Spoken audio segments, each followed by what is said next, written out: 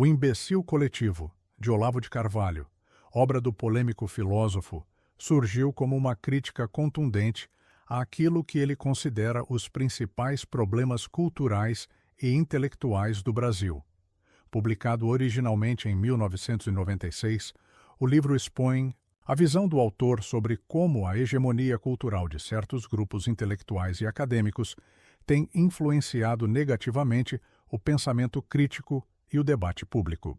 Olavo parte do pressuposto de que as elites culturais e intelectuais brasileiras, ao adotar ideologias que ele associa ao marxismo e ao relativismo moral, criaram um ambiente hostil ao desenvolvimento de ideias autênticas e ao verdadeiro diálogo.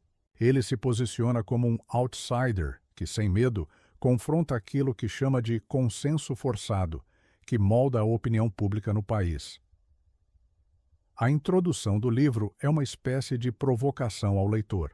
Olavo convida todos a questionarem os discursos prontos que dominam a mídia, as universidades e até mesmo as instituições de ensino básico. Ele argumenta que esse cenário gerou um fenômeno que chama de imbecilidade coletiva, a incapacidade de pensar de forma independente e o conformismo intelectual. Um dos momentos mais impactantes do livro é quando Olavo de Carvalho detalha exemplos concretos do que ele considera manifestações da imbecilidade coletiva.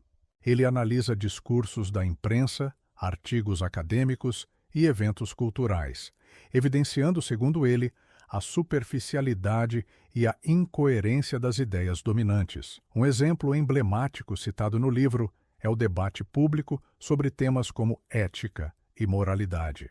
Olavo argumenta que, enquanto a sociedade enfrenta questões complexas, muitos intelectuais preferem promover narrativas simplistas que reduzem tudo a lutas de classes ou conflitos identitários. Para ele, esse reducionismo impede que problemas reais sejam tratados com profundidade e seriedade. Outro ponto central da obra é a crítica à educação brasileira. Olavo descreve como a escola e a universidade têm sido moldadas por ideologias que priorizam a doutrinação em detrimento do ensino de habilidades críticas. Ele sugere que, para combater isso, é necessário um retorno aos clássicos da filosofia e a busca pela verdade objetiva, em vez de apenas repetir chavões ou seguir modismos intelectuais. O autor também questiona o papel da mídia nesse cenário. Ele aponta que jornalistas e formadores de opinião frequentemente reforçam essas ideias simplistas, muitas vezes sem analisar os fatos ou debater argumentos contrários. Essa preguiça intelectual, segundo Olavo, é um dos pilares do imbecil coletivo. No decorrer do livro, Olavo de Carvalho apresenta um caminho para escapar dessa armadilha intelectual. Ele sugere que os leitores desenvolvam uma mentalidade crítica, baseada no estudo profundo de filosofia, história e literatura. Para ele, é fundamental recuperar o hábito de ler autores clássicos, como Aristóteles, Santo Tomás de Aquino e outros pensadores que ajudaram a moldar o pensamento ocidental. Além disso, Olavo enfatiza a importância da busca pela verdade. Ele acredita que o relativismo cultural, a ideia de que todas as opiniões têm o mesmo valor, enfraquece o discernimento e a capacidade de identificar o que é justo, bom e verdadeiro. Para combater isso, o autor recomenda a prática da lógica e do rigor intelectual em todas as áreas da vida. No campo pessoal, Olavo também discorre sobre a espiritualidade como um antídoto contra a alienação coletiva. Ele afirma que, ao se desconectar de valores espirituais, as pessoas ficam mais vulneráveis a ideias superficiais e manipuladoras.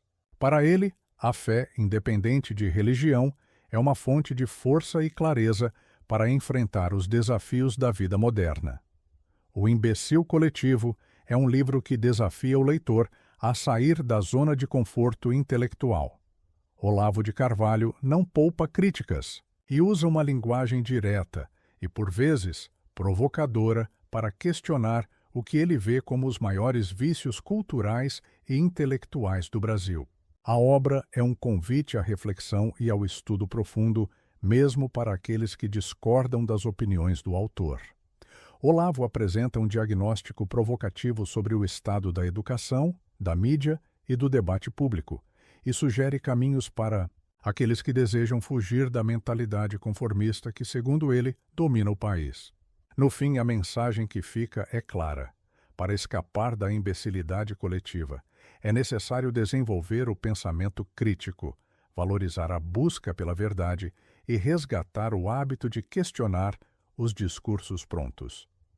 O livro é uma provocação, poderosa para aqueles que desejam pensar além das aparências e construir uma visão mais sólida e independente sobre o mundo.